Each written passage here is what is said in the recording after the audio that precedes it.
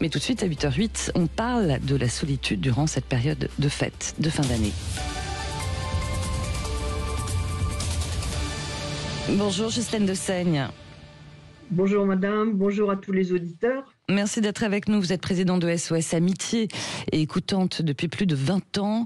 Alors, comme chaque année à cette période-là, est-ce que vous confirmez un pic d'appel durant cette période de fête ? Oui, bien sûr, comme toutes les fins d'année, malheureusement, et également l'été, nous avons 2 pics d'appels qui sont liés effectivement au sentiment de solitude et à l'isolement. Bien sûr, ça concerne beaucoup les personnes entre guillemets âgées, c'est-à-dire de plus de 65 ans. Mais également cette année, nous constatons une augmentation importante pour les 45-64 qui font état d'un sentiment d'isolement social. Donc ça, c'est un petit peu nouveau. Isolement social, hein. Oui, isolement social, c'est lié principalement, je pense, enfin pour l'instant nous n'avons pas de recul et d'analyse particulière, mais bien sûr aux familles recomposées, au sentiment de précarité, enfin beaucoup d'événements sociétaux. Ouais.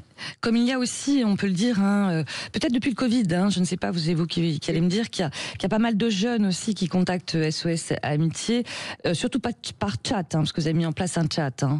Absolument, ça fait à peu près une vingtaine d'années que nous avons ouvert un chat.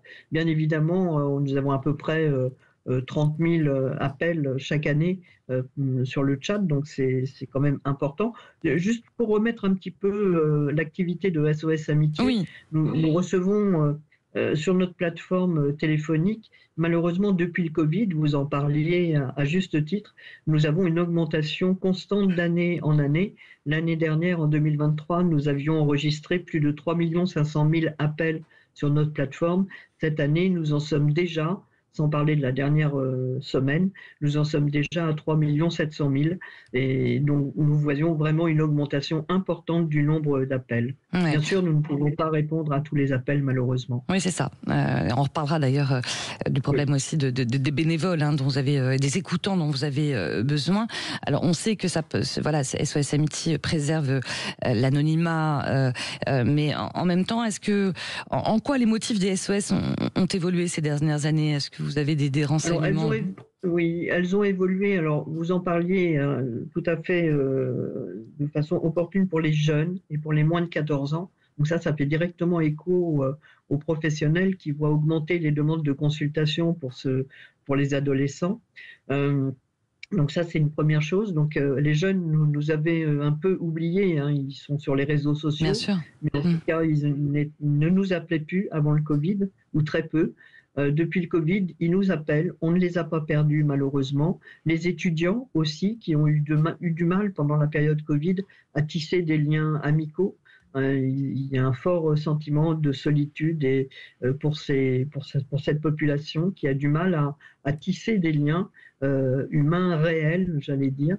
Et donc, quand ils nous contactent, ce sont des personnes qui sont en grande souffrance parce qu'ils ont du mal à trouver les clés pour tisser des relations sociales humaines classiques. Et se projeter peut-être aussi quand on est plus jeune dans la vie, on sait que on est dans une société quand même assez anxiogène, avec toutes les infos, on est les premiers à le savoir. Absolument. Ça joue aussi, j'imagine.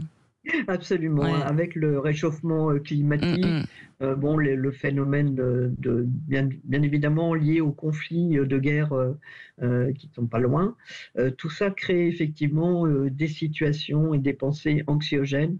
Il faut évacuer, et quand on n'a personne à qui partager ces sentiments-là, bien on téléphone à SOS Amitié, et nous vraiment, on le sent vraiment.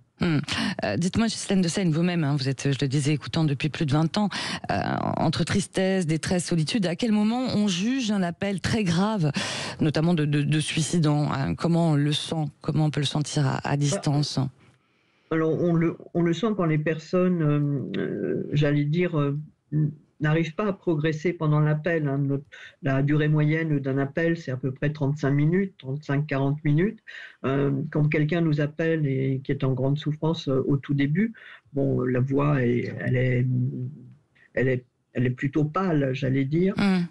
Il faut qu'il y ait une progression dans le courant de l'appel. Il faut que la personne puisse faire un pas de côté dans sa vie, dans son propre écosystème, parce que comme vous le disiez, les appels sont anonymes, confidentiels. Nous n'avons aucun moyen de vérifier la véracité de ce qui nous est confié, Oui. mais on sent ne serait-ce qu'à la voix de la personne qu'il y a une progression dans la pensée, dans la façon de voir les problématiques de leur vie.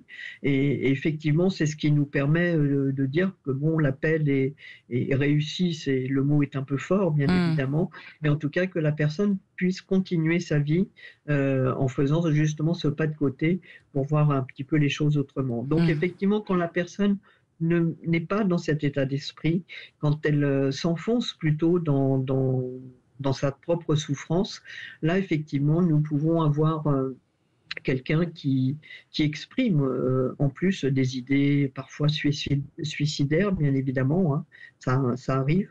Donc là, bon, nous avons quelques conseils, ressources à donner, notamment le 3114, bien évidemment, qui est ouvert depuis 3 ans maintenant et qui permet des fois aux personnes d'avoir un appui psychologique, ce que nous ne pouvons pas fournir puisque nous ne sommes pas thérapeutes, bien évidemment. C'est ça, les écoutants ne sont pas des psys et voilà, si jamais vous voulez rejoindre les écoutants de SOS Amitié, parce que je sais que vous avez quand même des besoins en la matière, sachant qu'il y a quand même une formation forcément à suivre, n'hésitez pas à aller sur le site de SOS Amitié. En tout cas, merci beaucoup d'avoir été avec nous, Ghislaine de Seigne.